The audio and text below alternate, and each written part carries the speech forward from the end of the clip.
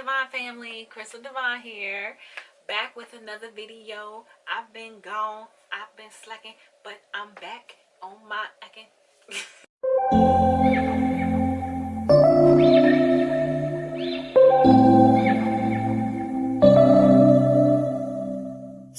This is a video for my mommies out there, okay? My mothers, my expectant mothers getting ready to deliver birth, okay? That hospital birth you're preparing for. Well, I got some news for you, okay? I got some news for you. If you can't already tell by the title of this video, I'm going to be talking to you guys about Pitocin, okay? Pitocin is something that I like to refer to as a boomerang effect when you are giving birth, okay? And I'm getting ready to explain why. But before I do, y'all go ahead and make sure that y'all subscribe to my channel. Hit the bell so you can get notified every time I post a video, okay? Now that we got that out of the way, let's get into this video, okay? The boomerang effect of Pitocin. This is a setup for the kid, okay, ladies and gentlemen. Pitocin is very common. I'm pretty sure you've heard of it. I'm pretty sure you probably had it before. I had it. There are some things about Pitocin that we are not properly informed of, okay? So for starters, we get told that Pitocin is just a hormone. It's oxytocin. Wrong. Pitocin is a synthetic form of oxytocin, okay? Now let me back it up for those of you who do not understand or are not aware of why we would need to be given oxytocin when we are in labor. Oxytocin is a vital, natural hormone that produces in the expectant mother's body when it is time for her to give birth. Oxytocin promotes uterine contractions, which is something that we need to happen during childbirth. Pitocin, the synthetic form of oxytocin, is normally used when they want to induce our labor or speed up the process, okay? That synthetic form, that drug, is going to get in there and act like it's oxytocin. And if we're already in labor, labor's already progressing, you throw some Pitocin on top of it, it's going to just like jumpstart everything and get everything moving way faster than it would on its own natural will. So there's various reasons that they would give us Pitocin, but the thing that you want to be consciously aware of is that when you give birth in a hospital, ladies, there's an invisible time clock on the wall, okay? They want us to get in and get out within a certain time frame, and childbirth just doesn't work like that. It's unpredictable. For some people, yes, it happens very fast. For others, it takes days. The Pitocin is I'm almost scared to them. They offer us Pitocin when they want to speed things up, okay? Now, if your labor hasn't even begun, they could offer you Pitocin to try to induce your labor as well. That is also a big no-no, okay? And it's a no-no because not only is it not a part of natural childbirth, but it's a no-no because you don't want to do anything that is going to cause stress to your baby. Your baby knows when they are ready to come out the cocoon, just like the butterfly knows, okay? So let your baby make that decision. And yes, mommy, I know at the end of the pregnancy, we are tired, okay? And we are ready to get this baby out of our body. But we just gotta hold on. We gotta hold on the last couple of weeks and just wait on our baby to come on their own. Labor will happen so much smoother. There'll be less room for complications. And when we tell them we don't want any Pitocin, we can get to avoid this, okay? So let me tell y'all how this turns into a boomerang effect. So I already told you that when you get Pitocin, on top of already being in labor, your body's already naturally producing the hormone oxytocin. Now you're sprinkling a little bit of extra on there. So everything is speeding up. Everything speeds up under Pitocin. Your labor speeds up, your contractions speed up, everything starts progressing faster. What do you think that does to your body to have everything speed up? Well, it's painful, okay? The contractions They speed up, they start coming a lot faster, but they get more intense. Labor starts to get more painful. Your contractions are happening more frequently now, and they're a little bit more aggressive, especially when you sprinkle that little fake oxytocin on top of what's already going on. So now that you're in more pain, what happens next? They're going to offer you some type of anesthesia, okay, to relieve you of the pain so you don't feel any of the pain. That is all occurring because they gave you Pitocin, okay? The pain will still be there without Pitocin, but now the pain has like doubled. And they don't tell us that when they give us Pitocin. They just say, we're going to give you some Pitocin so you can speed everything up. But they don't tell us that we're going to give you some Pitocin so you can speed everything up. But I am going to let you know that it is going to be more painful. Your contractions are going to be more frequent and very intense. They don't tell us that part. So now we're like, you know, like we're really trying to breathe through, but all of a sudden stuff is starting to get real. The remedy to our pain is going to be some form of anesthesia, and more than likely it's going to be the anesthesia that we all know and heard about, okay? The epidural. You already got your IV, okay? That's what they gave you, the Pitocin through your IV. Now they're going to give you some anesthesia through your IV. Okay? So they're pumping the anesthesia in your IV, and that's helping you with the pain. But guess what the anesthesia does? Guess what the epidural does? The epidural slows everything down, okay? It slows everything down, y'all. And remember, there's the imaginary stopwatch hanging on the wall in your delivery room that you don't even know about, but they do. In the back of their minds, they're thinking about that time.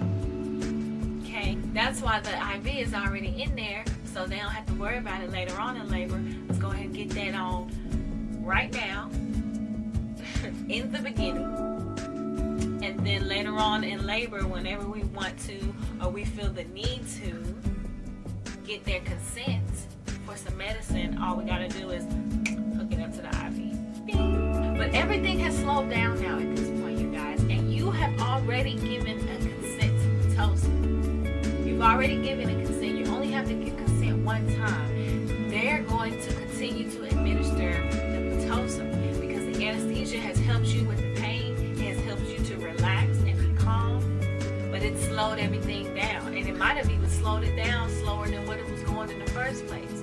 So they're going to give you some more Pitocin. The anesthesia is going to wear off, or if you got the epidural, the epidural lasts for a long time, but it can eventually wear off. But it lasts for a long time, and it usually, typically, I ran all over that word. Typically, it usually lasts until the baby is born. Well, here's the thing: when you have the epidural and you can't feel anything, and the epidural has slowed your labor all the way down, now they can pump you with Pitocin as much as they want.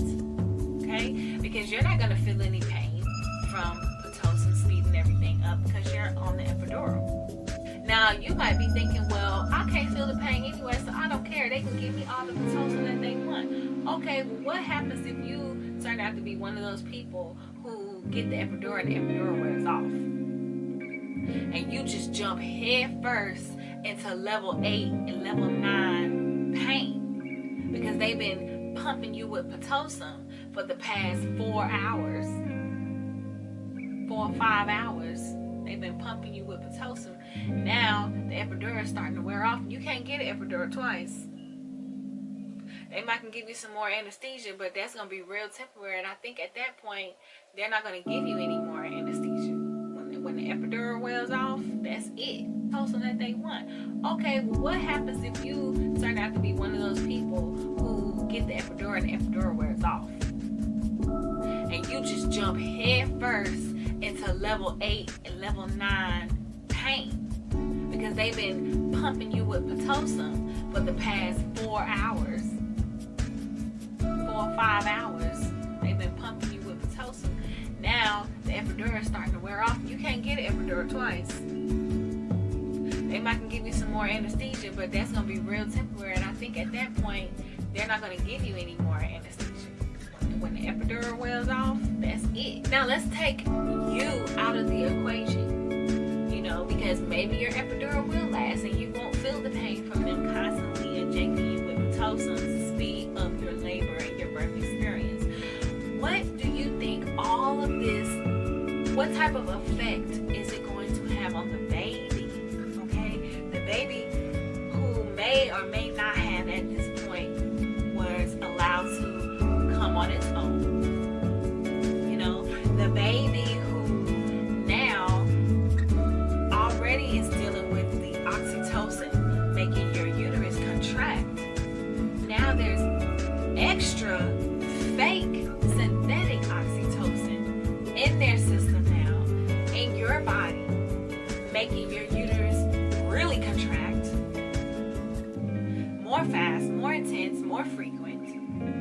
Okay? And then the epidural comes along and it kind of slows everything down. But then that Pitocin is starting to be thrown back in there. Like, all of that affects the baby. That's a lot of stress to put on a baby who wasn't even ready to be born in the first place. Or even if they were ready to be born, there's still a lot of stress to put on your baby. So these are things that we are not properly informed of, that we seriously need to take into consideration before we consent to Pitocin, because a lot of Pitocin is a medical intervention. Let's say that first, okay? And a lot of medical interventions just lead to more medical interventions. It's not simple as, oh, I'm gonna get some Pitocin and I'm gonna be okay. No, because there's a side effect with Pitocin, and the only remedy for that side effect is another intervention, and the only remedy for that one is another one. And the only thing that's gonna come from all these medical interventions is a complication. What's going on, Divine family? Crystal channel. I'm Crystal Divine. For those, this is a video for my mommies out there, okay? That hospital birth you're preparing for. But before I do, y'all go ahead and make sure, now that we got that out of the way, let's get into it. I had it in both of my, that was natural, but oxytocin, wrong. Pitocin to get in there and act like it's, be consciously aware of, is that when you give birth in the hospital, but we just gotta hold on. So I already told you that when you get Pitocin, so now that you're in more pain of the pain, that is all occurring. So now we're like, the remedy to our pain is going to anesthesia that we all know and close everything down, y'all. And remember, that's why the IV is just gonna wear off. Turned out to be one of those people who get the, then the epidural comes along. That's a lot of stress to put on a, and the only thing that's going to come from all these medical incidents, there are side effects and there are things that aren't working anymore. The Tylenol, the ibuprofen, pain levels, trying to find a balance. Did I even talk to y'all about links? So, to my website, number one, is it a complication that you feel like is worth the risk? Well, you don't know if nobody tells you what the risks are. So this video is not going to be real long. I just wanted to just give you guys a prime example of how medical interventions piggyback off of each other. And Pitocin, you know, we don't really consider Pitocin to be a bad thing, but you know, there are side effects and there are things that follow behind with Pitocin, and it really is like a boomerang effect. You know, that's all I really got for you guys today. I don't want to talk your heads off too much, but you guys know the drill. Go ahead and like, comment, and subscribe. Please comment, share your thoughts and opinions with me. I love to get different perspectives, and I love to hear other women's experiences and stories. So if you have a story with Pitocin or anesthesias or epidurals, please let me know in the comments. I am going to put some links in the description box below to my website, number one, so you guys can learn more about medical interventions and other kinds to be aware of, okay? Because I have, it's more than just Pitocin and anesthesia. These medical interventions, the list goes deep, okay? What's going on, Divine family? Crystal Divine channel. I'm Crystal Divine. For those, this is a video